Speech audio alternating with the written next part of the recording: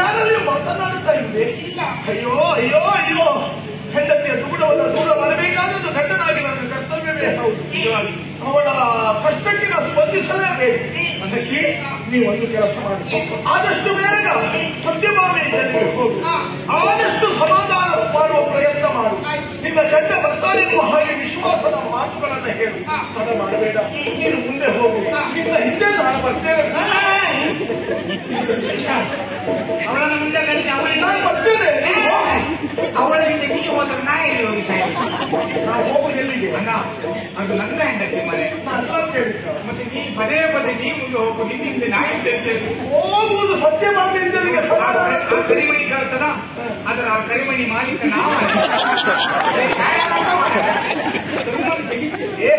ನೀನಲ್ಲ ಅಂತ ನನಗೆ ಗೊತ್ತುಂಟು. ನಾನಲ್ಲ ಹೀಗೆ ನನ್ನ ಅಂತ ನನಗೆ ಗೊತ್ತುಂಟು. ಪದೇ ಪದೇ ಹೇಳಿ ನನ್ನ ಮಾನಸಿಕ ಕಿರಿಕಿರಿ ಕೊಡಬೇಡ. ನೀನು ಮಾನಸಿಕ ಕಿರಿಕಿರಿ ಖಂಡಿತ ಹೋಗಲ್ಲ, ನಾನು ಬರ್ತೇನೆ ಅಲ್ಲಿಗೆ. ಮನೆಗೆ ಹೋಗಿ ಮಗುವಿಗೆ ಹಾಲು ಕುಡಿಸಿದ್ದು ಹೇಳಿಲ್ಲ, ತಂದಿಲ್ಲ ಅಂತ ತಾಯಿ ನೈಲಿಗೆ ಕುಡಿಸುತ್ತ ನೀವು ತಂದಿಲ್ಲ. ಮನೆಯಲ್ಲಿ ಉಂಟು ಇಟ್ಟಿದ್ದೇನೆ. ಹೌದು, ಎಲ್ಲಕ್ಕೆ ಹೋಗಿ ಕುಡಿಸಿ ಬಂದು ಹಾಲು ಮಜಪ್ಪಾಗಿ ಆಯ್ತು. ಬರ್ತೇನೆ, ನಾನು ಖಂಡಿತ ಏನು ಹೇಳು.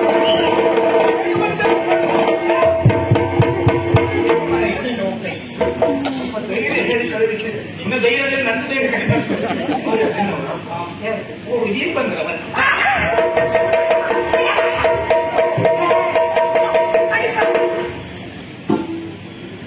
ಅಷ್ಟೂ ಪ್ರಸಂಗ ಹಾಳು ಮಾಡಿದ್ದು ನೀನೆ. ನಾನು ಈಗ ಒಳ್ಳೆದಾಗ್ತಾ ಅಂತ ಆಲೋಚನೆ ಮಾಡಿ ಹಾಳು ಮಾಡಿದ. ಮತ್ತೊಂದು ಏನ್ ಮಾಡಿದ ನೀವು? ಇದಕ್ಕೆಲ್ಲ ಕಾರಣ ಏನು ಅಂತ ನನಗೆ ಗೊತ್ತಾಗಿದೆ. ಏನ್ ಮಾಡಿದೆ? ಒಂದು ಹೂವಿನ ಪ್ರಕರಣ ಇದು. ನಾರದರು ಹೂ ತಂದದ್ದು ಹೌದು, ನನಗೆ ಕೊಟ್ಟದ್ದು ಹೌದು, ರುಕ್ಮಿಣಿಗೆ ಮುಡಿಸಿದ್ದು ಹೌದು. ಮೂವರನ್ನು ಹೊರತುಪಡಿಸಿದ್ರೆ ಗೊತ್ತಿರುವುದು ನಿನಗೆ. ನಾರದರು ಹೂ ಕೊಟ್ಟಂತಹ ಪ್ರಕರಣ ಹೌದು. ನಿನಗೆ, ರುಕ್ಮಿಣಿಗೆ ಮತ್ತೆ ನಾರದರಿಗೆ ಬಿಟ್ಟರೆ ಯಾರಿಗೂ ಗೊತ್ತಿಲ್ಲ. ಬಿಟ್ಟರೆ ಯಾರಿಗೂ ಪಕ್ಕನ ಗೊತ್ತಾಗುದಿಲ್ಲ. ನಾನು ನಿನ್ನ ಹತ್ರ ಏನು ಹೇಳಿದ್ದೀನಿ? ನನಗೆ ಗೊತ್ತಾಗುತ್ತೆ. ಯಾರಿಗೂ ವಿಷಯ ಗೊತ್ತಾಗಬಾರ್ದು ಅಂತ ನೀನೊಂದು ವಿಶ್ವಾಸದಿಂದ ಹೇಳಿಕೊಳ್ಳಿರುವ. ಹೌದು, ಯಾರಂದ್ರೆ ಹೇಳಿದೆ ಸತ್ಯ. ಸತ್ಯ.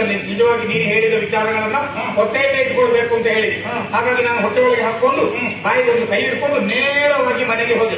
ಮನೆಗೆ ಹೋದ ಕೂಡಲೇ ಮಧ್ಯಾಹ್ನದ ಹೊತ್ತು ನೋಡು, ಅನ್ನದ ಬಟ್ಲು ಹಾಕಿದ್ದು ಊಟ ಮಾಡಿದ್ದ ಕಟ್ಟೆಯಲ್ಲಿ ಅನ್ನ ಬಡಿಸಿದ್ದು.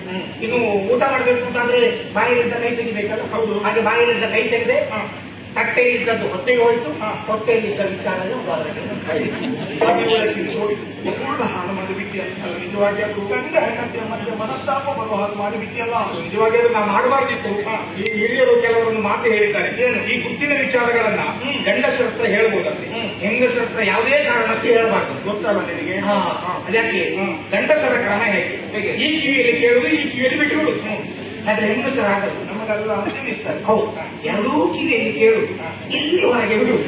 ಅದು ಹೆಂಗಸರಿಗಿಂತಲೂ ಕಡೆ ಆಗಿಲ್ಲ. ಅದಕ್ಕಿಂತಲೂ ಕಡೆ ಆಗಿ ಹೋಗಿ ಏನು ಮಾಡುವುದು ಅನಿವಾರ್ಯ. ಏನು ಮಾಡುದು ಅಂತ ಗೊತ್ತಾಗ್ತಿಲ್ಲ. ನೀವೇ ಹೋಗ್ಬೇಕಿಲ್ಲ. ಅವರಿಗೆ ಸಮಾಧಾನ ಹೇಳಬೇಕು. ಅಲ್ಲಿಗೆ ಆದಷ್ಟು ಬೇಗ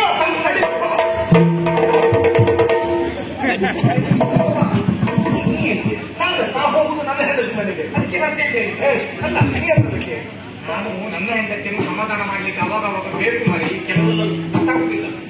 ನೀನು ಗೊತ್ತಾಗ ನಾನು ಬಹಳ ದಿನ ತೊಂದರೆ ಕೊಟ್ಟದ್ದು ಸಾಕು.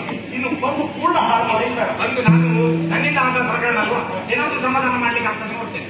ಇಲ್ಲ ಮಾತಾಡುದಿಲ್ಲ, ಸುಮ್ಮನೆ ಮಧ್ಯದಲ್ಲಿ ಸುಮ್ಮನೆ ಇರ್ತೇನೆ. ರಗಳೆ ಕೊಡಬಾರ್ದು. ಇಲ್ಲ ಮಾತಾಡುದು. ಹೋಗುವ